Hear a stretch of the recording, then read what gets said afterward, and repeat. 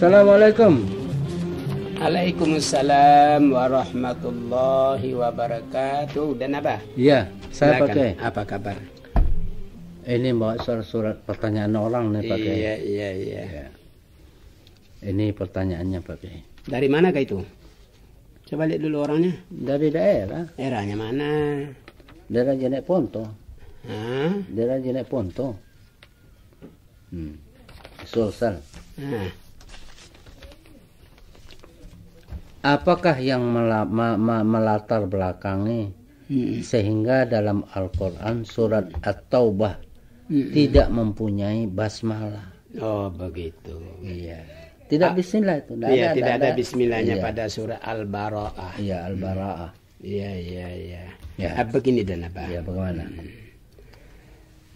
Nabi terpaksa Iya.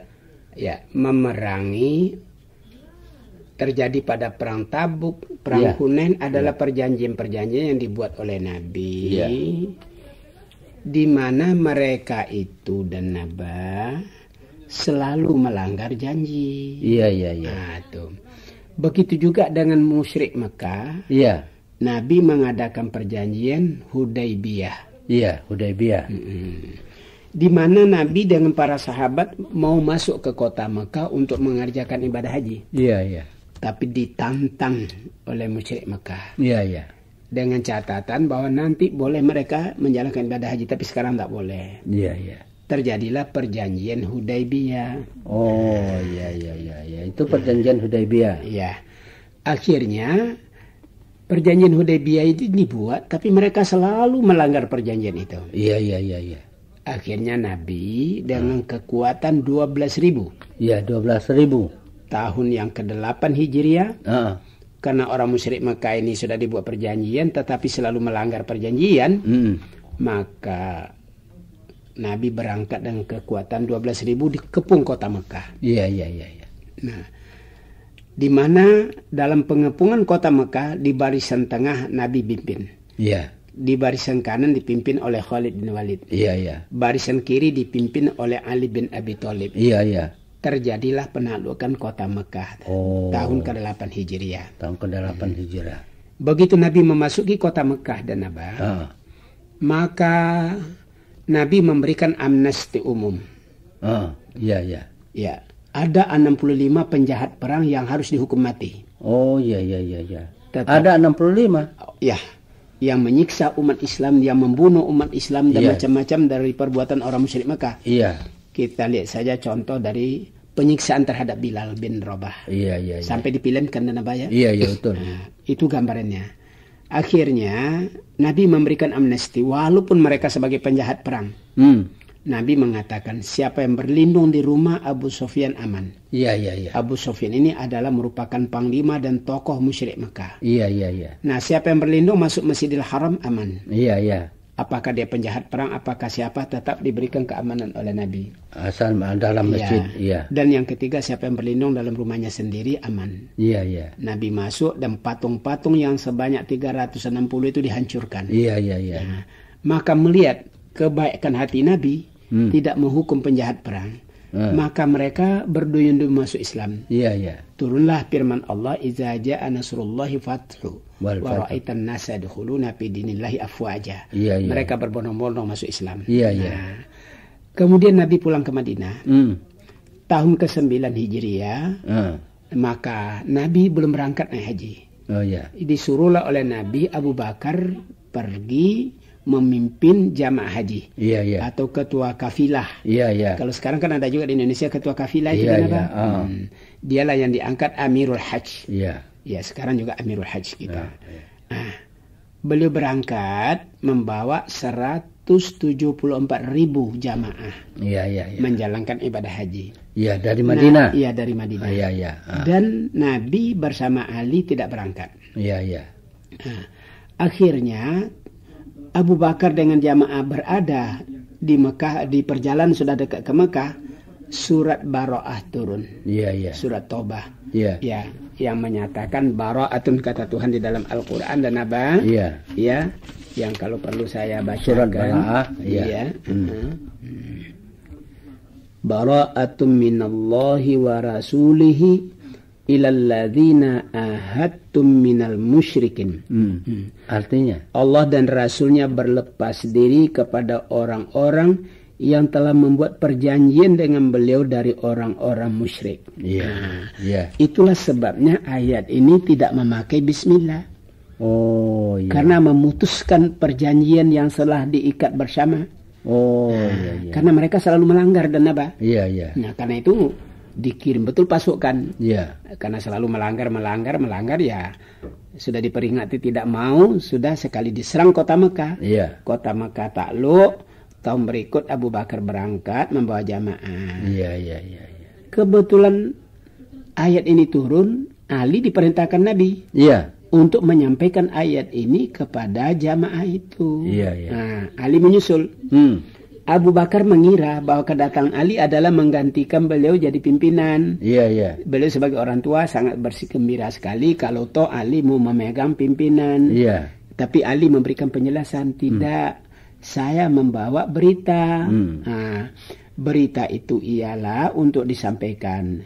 Disampaikanlah kepada mereka waktu di Mina. Iya. Dibacakan ini ayat Bara'atun ini. Iya. Nah, jadi ayat ini tidak memakai bismillah. Oleh karena putusnya hubungan dengan orang-orang musyrik Mekah yang selalu melanggar perjanjian. Iya. Maka Allah membenarkan Nabi menyerang mereka. Dan turunnya ayat ini tidak memakai bismillah sebagai memutuskan pemutusan hubungan. Iya. Begitu riwayatnya dan nambah. Ya, itulah surat Bara'ah. Iya, surat Bara'ah sungguh-sungguh itu. Iya. Ya, sekarang lagi pakai. Ya, apalagi surat dari mana dan apa? Sebentar pakai. Siapa itu yang kirim surat? Dari Sultan. Sultan S. Ya. Pakai dan Naba. Ya. Begini. Pernah di suatu kampung terjadi pada hari itu Jumat. Khatib selesai berkhutbah pertama, langsung turun dari mimbar. Langsung kunut dan salat Jumat. Jelas khutbah kedua tidak dibaca. Pertanyaan, apakah salat Jumat tadi sah?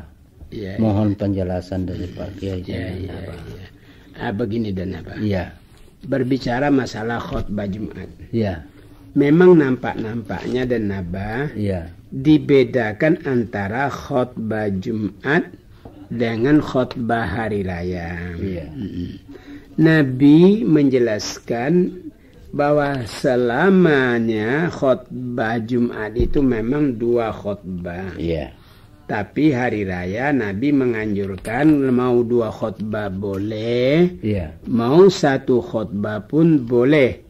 Nah, itu dan nabayah kalau sekiranya hari raya. Nah, tetapi memang pada sholat Jumat nampak sekali bahwa Nabi selalu 2 khutbah. Nah, sekarang masalahnya bagaimana kalau khatibnya sakit?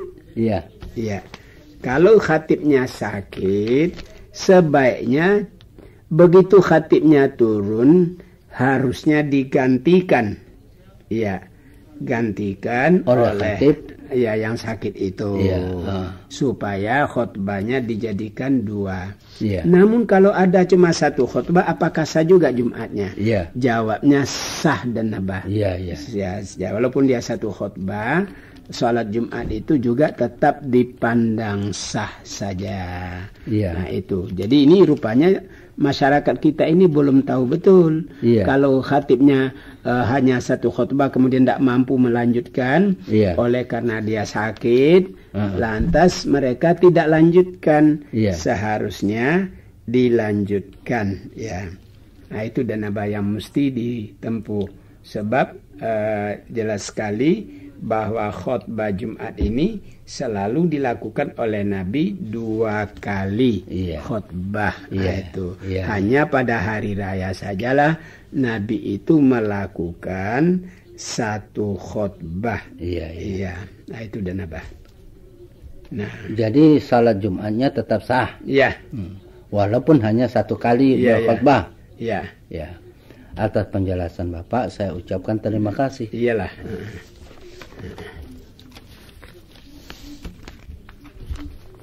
Nah, ini pakai.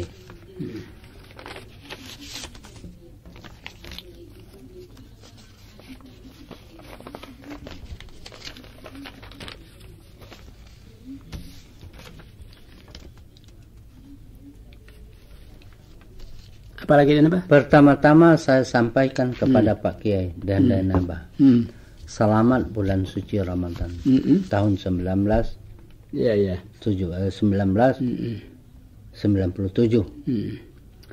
Pertama saya ingin mengajukan beberapa pertanyaan sebagai berikut. 1. Pembagian harta benda. Apakah berdosa orang tua itu kalau tidak sesuai dengan peraturan yang ditetapkan Al-Quran? Karena biasa juga terjadi di kalangan masyarakat, lebih banyak pembagiannya perempuan daripada laki-laki. Itu yang pertama, Pak Kiai. Nah, sekarang masalah kewarisan apa ya?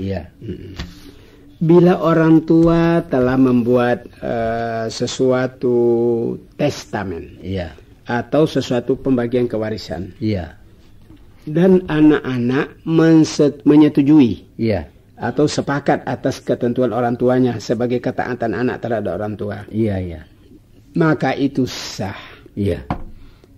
Mungkin harusnya anak laki-laki lebih banyak terima, tapi ternyata anak perempuan banyak terima. Tapi yang laki-laki merelakan itu untuk saudara perempuannya. Itu sah. Nah, tapi sebaliknya dan apa? Sebaliknya. Bila ada salah seorang di antara yang memprotes pembagian itu, maka pembagian itu batal, dan dia harus kembali kepada Al-Quran. Fa in tanaza'tum fi syai'in farudduhu ilallahi wa rasulih. Dikembalikan kepada ketentuan Allah dan Rasul. Begitu dan apa? Yang kedua lagi Pak Kiai. Apa lagi? Termasuk harta pembagian, jalan biaya sekolah, biaya kawin. Karena bisa juga terjadi bahwa kalau ada orang menuntut masalah harta warisan, ada orang mengatakan biaya sekolah, biaya kawin, termasuk pembagian harta warisan. Begini dan Abah. Itu yang dibelanjakan oleh si ayah dan si ibu menyekolahkan anak. Membiayai anak gadisnya kawin. Itu bukan warisan. Bukan warisan. Itu tidak boleh diperhitungkan masuk ke dalam warisan. Karena yang warisan itu adalah harta yang hari ini sisa. Sisa habis pembiayaan sekolah anak-anak, habis pembiayaan kawin anak perempuannya atau anak lakinya. Nah, sekarang mati orang tua. Nah, itulah yang diperhitungkan yang ada. Bukan yang dulu-dulu yang sudah jadi air, yang sudah apa itu tidak diperhitungkan lagi dan apa dalam soal kewarisan. Jadi, kok banyak terima sekolahmu sampai ke perguruan tinggi begini, berapa biayamu itu?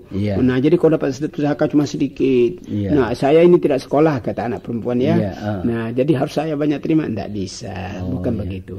Kewajiban ayah dan ibu mendidik anaknya. Jika mereka mempunyai kemampuan otak dan ada harta, maka ayah dan ibu harus adil di dalam membina anak-anaknya. Sisa itulah yang dijadikan kewarisan kalau mati orang tua. Begitu dan apa? Yang ketiga lagi Pak Kiai. Apa lagi dan apa? Di desa kami pada umumnya petani dan banyak orang berkebun di kuburan yang kenamaan bermacam-macam. Apakah hasil tanaman itu halal dimakan atau tidak? Mohon penjelasan. Ini sudah kita bahas juga dulu dan Abah. Iya. Ada kepercayaan waktu Nabi menghunjamkan atau menanamkan pelepah dari korma, dibelah dua, ditanjakkan di kuburan. Nabi ditanya, lima fa'alta hadza ya Rasulullah, kenapa engkau lakukan ini? Nabi jawab, moga-moga diringankan Allah siksaannya di dalam kubur selama daun korma ini basah. Maka orang berpikir kalau begitu lebih baik ditanam pohon cempaka. Akhirnya berpikir lagi, dari cempaka tidak menghasilkan, lebih baik ditanamlah mangga kah, apa-apa yang berbuah. Nah, dengan demikian dia akan basah-basah di bawahnya, dingin dia dari siksaan kubur, dan kita juga bisa memetik hasilnya. Pendapat yang semacam ini tidak benar. Tidak benar. Supaya tidak melakukan tanaman di pohon, menanam pohon-pohon apa-apapun di atas kuburan. Nah itu dan Abah. Selesai pakai. Dari mana suratnya itu dan Abah? Dari saudara Bungaya. Nah, Bunganya? Iya. Oh iya. Iya, Bungaya. Iya. Ini lagi pakai.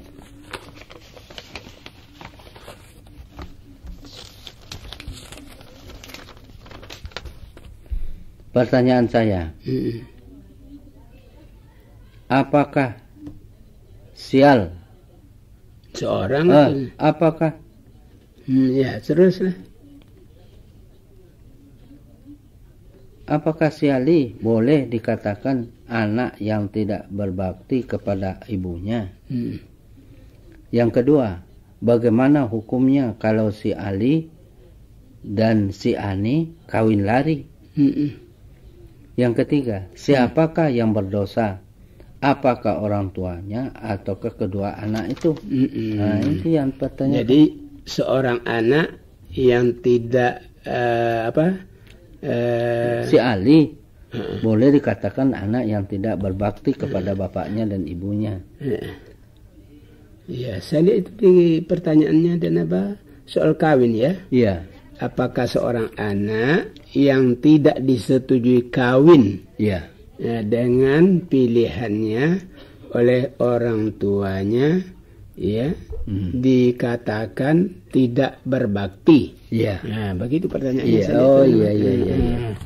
Iya. Begini. Si Ali dan si Ani. Yang kawin tidak disetujui orang tuanya. Apakah dianggap anak itu tidak berbakti? Begitu. Nah, begini dan Abah. Soal pemilihan jodoh antara anak dan orang tua ini memang banyak sekali terjadi dalam masyarakat kita, ketimpangan. Kita tidak boleh menghukum anak itu tidak berbakti. Karena dia tidak disetujui kawinnya oleh orang tua. Belum dapat kita hukum bahwa dia tidak berbakti. Sebab begini. Bisa benar kalimat itu, bisa tidak benar. Bagaimana bisa begitu? Bisa benar kalimat itu sekiranya orang tua mencegah dia kawin dengan seorang wanita atau dengan seorang laki-laki yang tidak menurut aturan agama. Oh iya. Menurut aturan agama dia tidak boleh kawin dengan laki-laki itu atau dengan perempuan itu. Tapi dia tetap jalankan, maka anak ini namanya tidak berbakti kepada kedua orang tua. Sebaliknya bisa tidak benar. Bila anak itu sudah memilih jodohnya yang sesuai dengan tuntunan agama. Cuma orang tua tidak setuju dengan alasan mau dikawinkan dengan kemenakannya dengan siapa-siapanya. Maka anak ini dianggap tidak berbakti, itu tidak benar. Sebab dia sudah sesuai dengan tuntunan Nabi. Bila mencari seorang jodoh harus kriterianya ini. Kriterianya ketaatan beribadah, kebaikan akhlaknya, dan baik turunannya, dan pendidikannya, dan kemampuannya. Kalau wanita mampu beranak, kalau laki-laki mampu memberi biaya. Kalau ini sudah terpenuhi syaratnya lebih daripada yang dipilihkan orang tua, anak itu tetap namanya berbakti kepada orang tua. Nah, begitu dan Nabam. Jadi yang lain?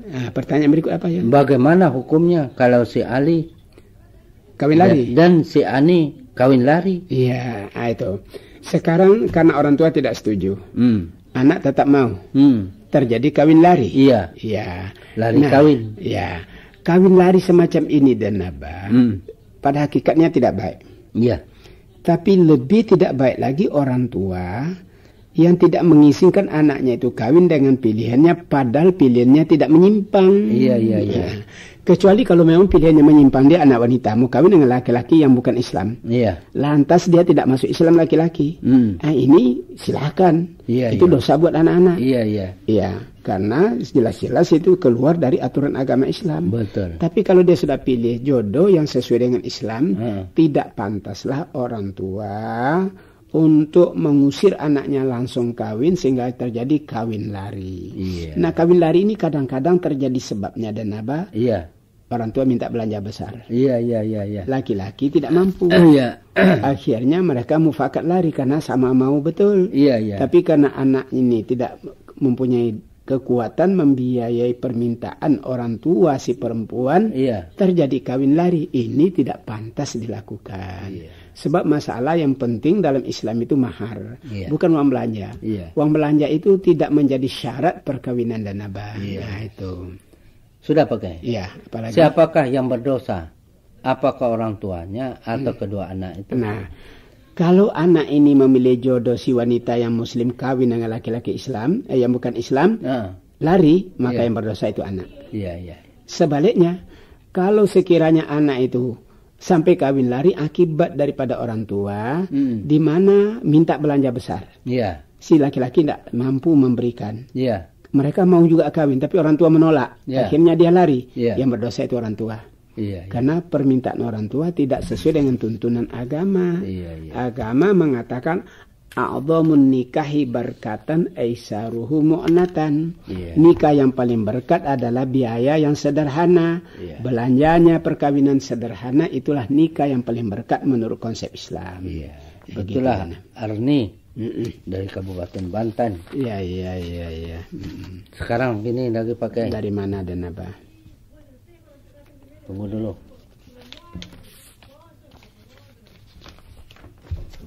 Dibuka dulu.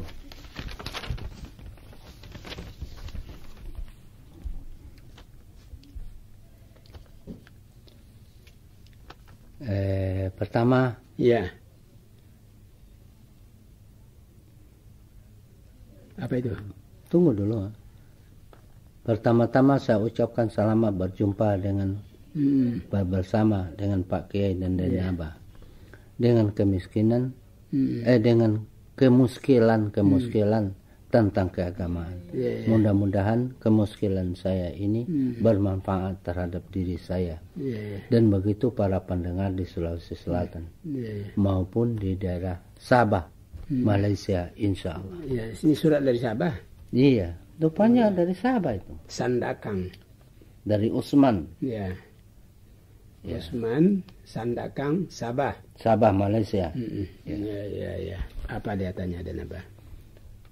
Saya pernah dengar atau baca bahwa jihad adalah fardu ain. Iya. Seperti halnya dengan salat 5 waktu, puasa, zakat, jihad yang berkorban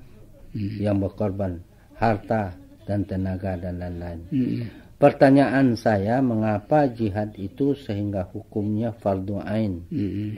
Tolong dijelaskan. Begini dan Abah. Tunggu dulu.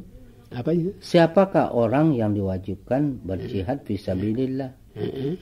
Yang ketiga, mengapa undang-undang Islam tidak ditegakkan di Indonesia? Sedangkan kebanyakan penganutnya orang Islam. Sampai disinilah pertanyaan kami. Oh iya.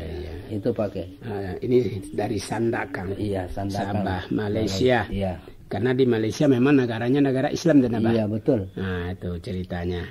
Nah, pertanyaannya, apa itu jihad? Iya. Dikatakan jihad itu fardu ain. Iya. Apa itu fardu ain? Iya. Ain itu artinya kepala. Iya. Jadi kewajiban setiap individu sama dengan sholat. Iya. Nah, kenapa diwajibkan setiap individu berjihad? Jawabnya dan apa? Bila negara terancam oleh musuh. Iya. Ya tidak ada jalan lain dan apa? Semua pemuda-pemuda ya harus angkat senjata mempertahankan negaranya. Nah itu namanya jihad. Dan fardu ain itu. Fardu ain itu namanya. Semua laki-laki yang sehat, yang masih kuat, diperintahkan mempertahankan negaranya, itu namanya fardu ain. Nah, yang kedua apa lagi pertanyaannya? Mengapa undang-undang Islam tidak ditegakkan di Indonesia? Oh iya. Sedangkan ini belum dan apa? Bukan tidak, tapi belum sampai ke situ. Ya, berbeda kita dengan Malaysia. Nampaknya Malaysia itu memang terjadilah negara sana negara Islam. Tapi kita di sini bukan negara Islam, negara Pancasila.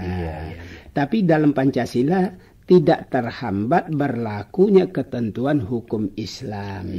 Karena Pancasila dan Aba tidak menghambat jika umat Islam dan bangsa Indonesia ini yakin dengan kebenaran Islam, sehingga bangsa Indonesia dalam negara Pancasila melaksanakan hukum Islam. Tidak ada masalah.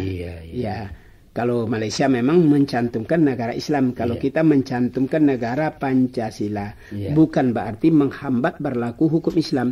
Buktinya telah berlaku dalam negara kita ialah undang-undang kewarisan menurut Islam, perkawinan menurut Islam, dan masalah